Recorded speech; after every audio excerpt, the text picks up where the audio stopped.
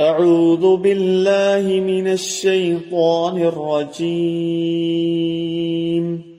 پناہ مانگتا ہوں میں اللہ کی شیطان مردود کے شر سے۔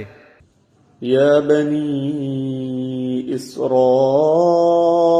اذکروا نعمتی التي انعمت علیکم وانی فضلتکم علی العالمین۔ اے بنی اسرائیل، میری اس نعمت کو یاد کرو جو میں نے تمہیں عطا کی، اور اس بات کو کہ تمہیں دنیا والوں پر فضیلت دی۔ حاشیہ نمبر 47۔ بنی اسرائیل کو اقوام عالم پر برتری ملی، لیکن انہوں نے اللہ کی اس نعمت اور عطا کردہ منصب کی قدر نہ کی، اپنے انجام سے بے پرواہ ہو کر دنیا کے مفادات سمیٹنے میں ہی لگے رہے۔ چنانچہ انہوں نے مجموعی حیثیت سے اپنے آپ کو اللہ تعالیٰ کی رحمت اور اس کے فضل و کرم سے محروم کر کے دنیا اور آخرت میں اللہ کے عذاب کا مستحق ٹھہرایا۔ ان کی باغیانہ روش پر انہیں سزا ملی، پھر مہلت دی گئی، اور یہ سلسلہ چلتا رہا۔ ان کی تاریخ عبرت انگیز حالات و واقعات سے بھری ہوئی ہے، اور قرآن میں متعدد مقامات پر ان کا ذکر کیا گیا ہے۔ واتقوا يوما لا تجزي نفس عن نفس شيئا ولا يقبل منها شفاعة ولا يؤخذ منها عدل ولا هم ينصرون۔ اور اس دن سے ڈرو جب نہ کوئی کسی کے ذرا برابر بھی کام آئے گا، اور نہ کسی کی سفارش قبول ہوگی، نہ کسی سے بدلہ یا فدیہ لیا جائے گا، نہ ان کی مدد کی جائے گی۔ حاشیہ نمبر 48۔ یہاں ان کو متنبہ کیا جا رہا ہے کہ کسی غلط فہمی میں نہ رہیں۔ اس عدالت عظمیٰ میں نہ کسی قسم کا جوڑ توڑ یا لین دین چل سکے گا، اور نہ ہی کسی کی زبردستی سفارش کام آئے گی۔ وہاں تو فیصلہ عدل و انصاف ہی پر مبنی ہوگا، اور ہر ایک کا ایمان و عمل صالح اس کو اللہ کی رحمت و مغفرت کا حقدار بنا کر رہے گا۔ بنی اسرائیل اس زعم باطل کا شکار تھے کہ وہ اللہ کے محبوب ہیں اور محبوب مقربین کے دامن گرفتہ، اور یہ کہ اعلیٰ مرتبت انبیاء علیہم السلام و اولیاء سے نسلی طور پر وابستگی کا شرف انہیں حاصل ہے، لہٰذا ان کی سفارش سے وہ آخرت کے عذاب سے بچ جائیں گے، بحوالہ سورہ المائدہ آیت نمبر 18۔ بالعموم انحطاط پذیر قوموں کا یہی عقیدہ رہا ہے، اور یہ بھی حقیقت ہے کہ یہ باطل و بے بنیاد عقیدہ ان کی آخرت سے بے خوفی اور ان کے دینی بگاڑ کا بڑا سبب ہوتا ہے۔ افسوس کے ساتھ کہنا پڑتا ہے کہ آج بھی کفر و شرک سے آلودہ عقیدے کے حامل اور بدترین اعمال کے مرتکب اس امت کے اکثر لوگ بھی اسی خوش فہمی کا شکار ہیں۔ اللہ تعالیٰ نے ان آیات میں اور دیگر متعدد مقامات پر اس باطل عقیدے کی واشگاف الفاظ میں تردید فرما دی ہے، اور اس بات کو صراحت کے ساتھ واضح کر دیا ہے کہ آخرت میں شفاعت تو ہوگی، لیکن اللہ کے اذن سے ہوگی، اور صحیح ہوگی، کافر و مشرک کی نہ ہوگی، بحوالہ سورہ النبا آیت نمبر 38۔ اور کفر و شرک پر مرنے والا خواہ کسی بھی قوم و قبیلے کا ہو، جہنم کے عذاب سے ہرگز نہ بچ سکے گا۔ پس منظر یہاں سے بنی اسرائیل کی تاریخ کے اہم واقعات و حالات کی ابتدا کی جا رہی ہے، جن کو آئندہ کئی رکوع میں تسلسل کے ساتھ بیان کیا گیا ہے۔ ان میں غور و فکر کرنے والوں کے لیے عبرت و نصیحت ہے۔ ان واقعات کے مطالعے سے یہ بات سامنے آتی ہے کہ ایک طرف تو اس ناشکری قوم پر اللہ تعالیٰ کی طرف سے بے حساب نوازشات ہیں، جن میں سے کچھ کا ذکر ان رکوعات میں کیا گیا ہے، تو دوسری طرف قوم یہود کی طرف سے اللہ کی نعمتوں کی ناقدری، اللہ کی پکڑ سے بے خوفی، اور اس کی آیات اور انبیاء علیہ السلام کے ساتھ تمسخرانہ سلوک ہے۔ کیا کسی قوم کو ایسی تاریخ اور ایسے اسلاف پر فخر کرنا زیب دیتا ہے؟ بلا شبہ ایک غور و فکر کرنے والے کی آنکھیں کھول دینے کے لیے یہی کافی ہے۔ اس کے علاوہ یہ آیات علماء یہود کی ظاہری دینداری اور مفاد پرستی کا پردہ فاش کر کے ایمان والوں کو ان کی پرفریب سازشوں سے محفوظ رکھنے کا بھی بہترین ذریعہ ہے۔ یوسف علیہ السلام کے دور میں بنی اسرائیل کو مصر میں فروغ حاصل ہوا تھا، لیکن پھر بگاڑ کے بعد انہوں نے احسان فراموشی اور اللہ کی نافرمانی کی روش اختیار کی، تو ان کو فرعونیوں کے ہاتھوں سزا دلوائی گئی، اور طویل عرصے تک وہ ذلت و رسوائی سے دوچار رہے۔ بالآخر اللہ تعالیٰ نے موسیٰ علیہ السلام کو مصر میں رسول بنا کر بھیجا، اور اس طرح بنی اسرائیل کو فرعون سے نجات دلائی۔ یہ واقعات قرآن کی مختلف صورتوں میں تفصیل سے بیان کیے گئے ہیں، اور یہاں حسب ضرورت ان کا ذکر کیا گیا ہے۔ وَإِذْ نَجَّيْنَاكُمْ مِنْ آلِ فِرْعَوْنَ يَسُومُونَكُمْ سُوءَ الْعَذَابِ يُذَبِّحُونَ أَبْنَاءَكُمْ وَيَسْتَحْيُونَ نِسَاءَكُمْ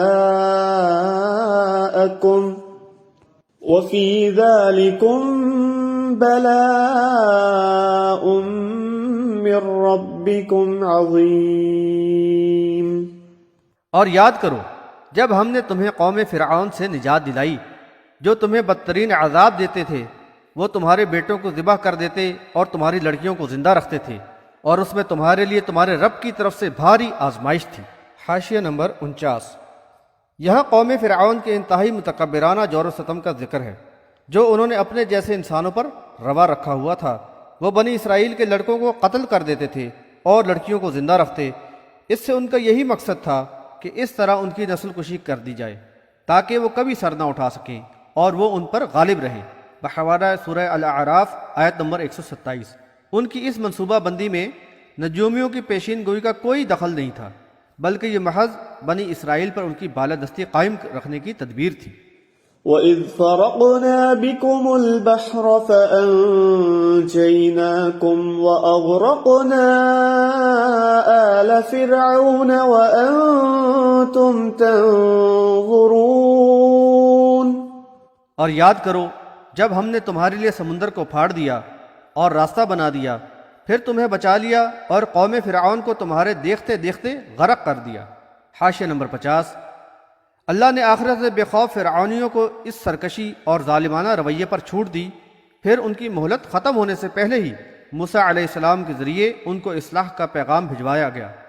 بحوالہ سورہ النازعات آیت نمبر 17۔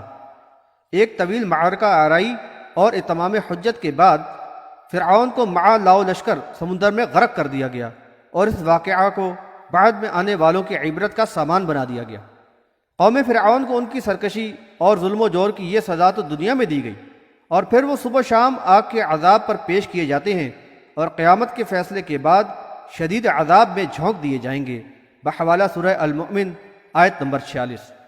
وَإِذْ وَاعَدْنَا مُوسَىٰ 40 لَيْلَةً ثُمَّ اتَّخَذْتُمُ الْعِجْلَ مِن بَعْدِهِ وَأَنْتُمْ ظَالِمُونَ۔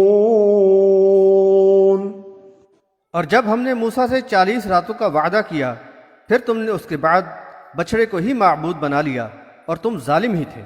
حاشیہ نمبر 51۔ اللہ تعالیٰ نے بنی اسرائیل کو فرعونیوں کی غلامی سے نجات دلوا کر ایک آزاد و باوقار قوم کی حیثیت عطا فرمائی۔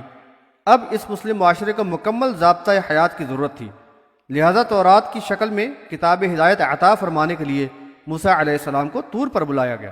حاشیہ نمبر 52۔ یہ بات قابل غور ہے کہ ادھر طور پر اللہ تعالیٰ بنی اسرائیل کی رہنمائی کے لیے موسیٰ علیہ السلام کو ہدایات عطا فرما رہا تھا، تو ادھر طور کے دامن میں بنی اسرائیل شیطان صرف سامری کے بہکاوے میں آ کر سونے سے ڈھالے ہوئے بچڑے کو معبود بنا بیٹھے تھے۔ قبطیوں یعنی قوم فرعون کی طویل غلامی نے جہاں بنی اسرائیل کو ذہنی مرعوبیت کے نتیجے میں بری عادات و رسومات کا عادی بنا دیا تھا، وہاں ان کے کفر نے ان کے دلوں میں بچڑے کی عقیدت بھی رچا بسا دی تھی۔ قرآن کے الفاظ ہیں وَأُشْرِبُوا فِي قُلُوبِهِمُ الْعِجْلَ بِكُفْرِهِمْ بحوالہ سورہ البقرہ آیت نمبر 93۔ ترجمہ: ان کے کفر کی وجہ سے ان کے دلوں میں بچڑے کی عقیدت و محبت رچا بسا دی گئی تھی۔ اس سے قبل موسیٰ علیہ السلام کے ہمراہ بحر احمر عبور کر کے وادی سینا کی طرف جاتے ہوئے ایک بت پرست قوم سے ان کا گزر ہوا تو ان کو دیکھ کر بے قابو ہو گئے اور موسیٰ علیہ السلام سے درخواست کی کہ ہمارے لیے بھی ایک ایسا ہی معبود بنا دیجیے۔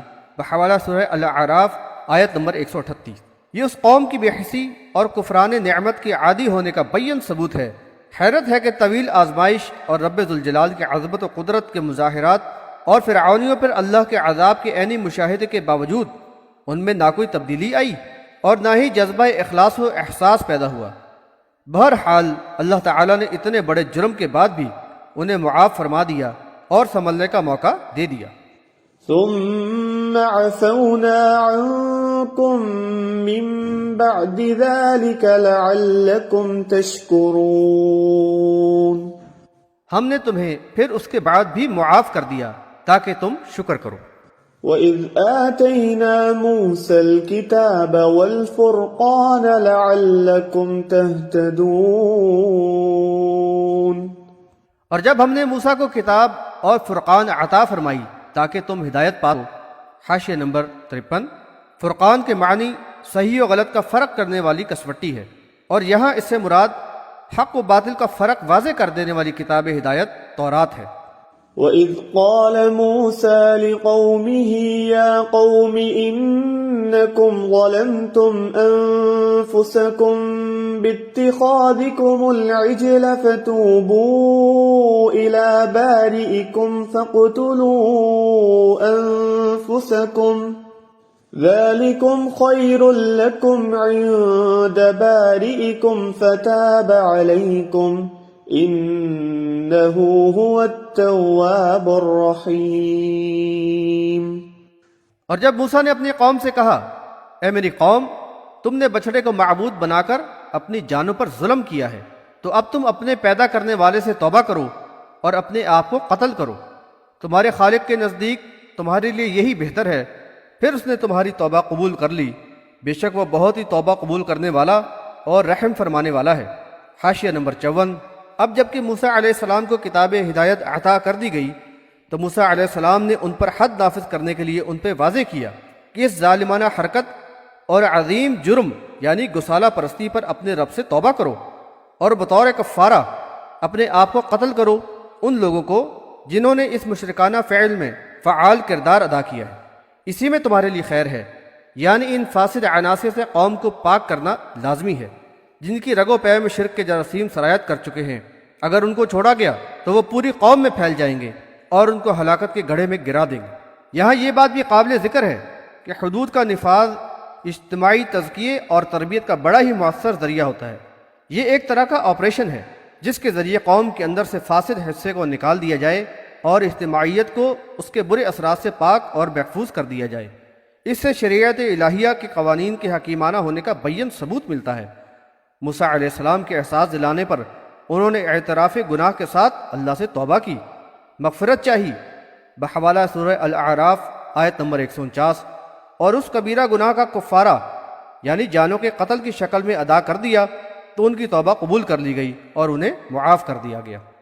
وَإِذْ قُلْتُمْ يَا مُوسَى لَن نُّؤْمِنَ لَكَ حَتَّى نَرَى اللَّهَ جَهْرَةً فَأَخَذَتْكُمُ الصَّاعِقَةُ وَأَنتُمْ تَنظُرُونَ۔ اور یاد کرو جب تم نے کہا تھا کہ اے موسیٰ، ہم ہرگز تم پر ایمان نہ لائیں گے جب تک کہ اللہ کو روبرو نہ دیکھ لیں، پھر اس جسارت پر تمہارے دیکھتے دیکھتے تم پر بجلی گر پڑی۔ حاشیہ نمبر 55۔ یہ اس وقت کا واقعہ ہے جب کہ گسالہ پرستی کے بعد بنی اسرائیل کی توبہ قبول ہوئی اور معافی کا اعلان ہو گیا تو موسیٰ علیہ السلام نے نفاذ شریعت کے سلسلے میں قوم سے 70 نمائندوں کو ساتھ لیا اور ان کو اللہ کی قدرت کی نشانیاں دکھانے طور پر لے گئے بحوالہ سورہ الاعراف آیت نمبر 155۔ لیکن سرکش اور ہٹ دھرم قوم بنی اسرائیل کی بد نصیبی کہ اس قدر واضح نشانیاں دیکھ لینے کے بعد بھی ان میں اللہ کے خوف و خشیت کا احساس پیدا نہ ہوا کہ اللہ اور اس کے رسول پر ایمان لے آتے اور اطاعت کی روش اختیار کرتے۔ اس کے برعکس وہ اسی بات پر اڑ گئے کہ ہم اللہ کو روبرو دیکھے بغیر ایمان نہ لائیں گے۔ پھر ان پر اللہ کا عذاب ٹوٹ پڑا اور ایک زبردست کڑاکے نے انہیں ہلاک کر دیا۔ ثم بعثناكم من بعد موتكم لعلكم تشكرون۔ لیکن تمہاری موت کے بعد ہم نے پھر تمہیں زندہ کر کے اٹھا کھڑا کیا تاکہ تم شکر گزاری کرو۔ حاشیہ نمبر 56۔ سورہ الاعراف میں زلزلے سے ہلاک کر دینے کا ذکر ہے۔ اس سے معلوم ہوتا ہے کہ زلزلہ اور کڑاکا دونوں ہی ان کی ہلاکت کا سبب بنے۔ موسیٰ علیہ السلام نے الحاح الزاری کے ساتھ اللہ سے مغفرت کی دعا کی بحوالہ سورہ الاعراف آیت نمبر 155۔ اللہ تعالیٰ نے دعا قبول فرمائی اور بنی اسرائیل کو دوبارہ زندگی عطا کی اور اصلاح کر کے شکر گزاری کا موقع عطا فرمایا۔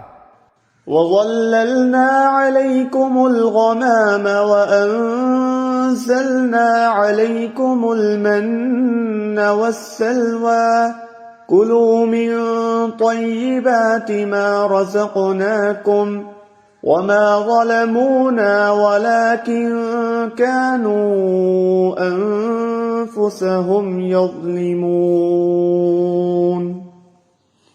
اور ہم نے تمہارے اوپر بادل کا سایہ کر دیا اور تم پہ من و سلوہ اتارا اور بتا دیا کہ ہم نے جو پاکیزہ چیزیں تمہیں عطا کی ہیں انہیں کھاؤ، اور انہوں نے ہم پر ظلم نہیں کیا بلکہ وہ خود اپنے اوپر ہی ظلم کرتے رہے۔ حاشیہ نمبر 57۔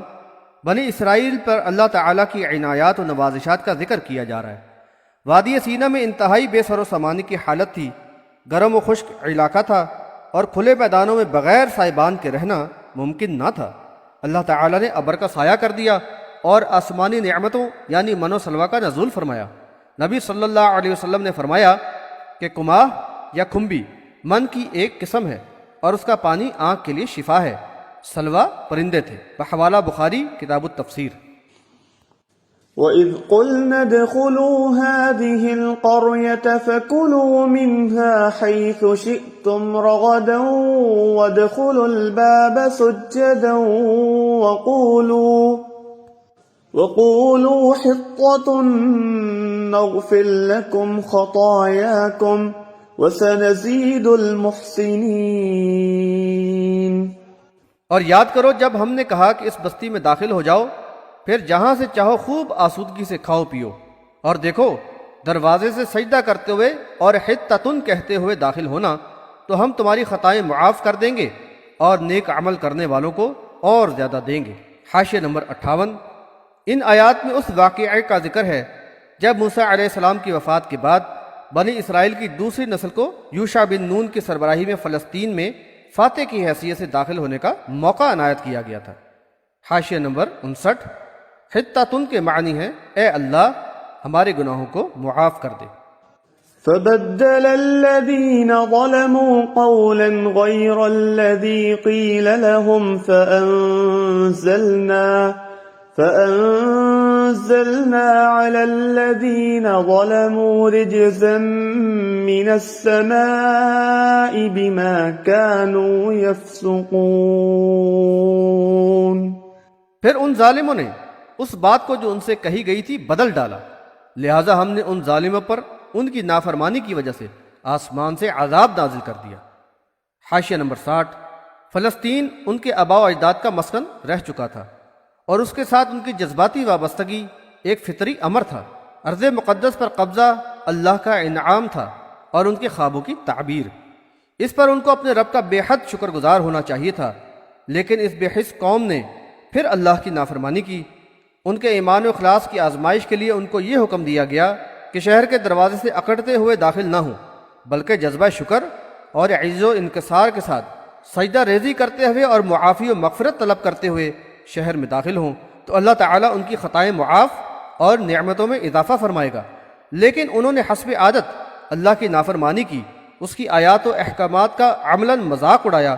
ابو ہریرہ رضی اللہ عنہ کی روایت کے مطابق رسول اللہ صلی اللہ علیہ وسلم نے فرمایا بنی اسرائیل کو یہ حکم ہوا تھا کہ وہ دروازے سے جھکتے ہوئے یعنی عاجزی و انکساری کے ساتھ داخل ہوں اور حطۃ کہتے جائیں یعنی مغفرت طلب کرتے جائیں، لیکن وہ سرین کے بل گھسیٹتے ہوئے داخل ہوئے اور اس کلمہ کو بھی بدل دیا۔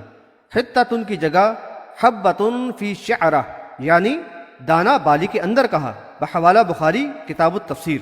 ان کے اس جرم کی پاداش میں ان کو آسمانی عذاب کی شکل میں سزا ملی جس کا یہاں ذکر کیا گیا ہے۔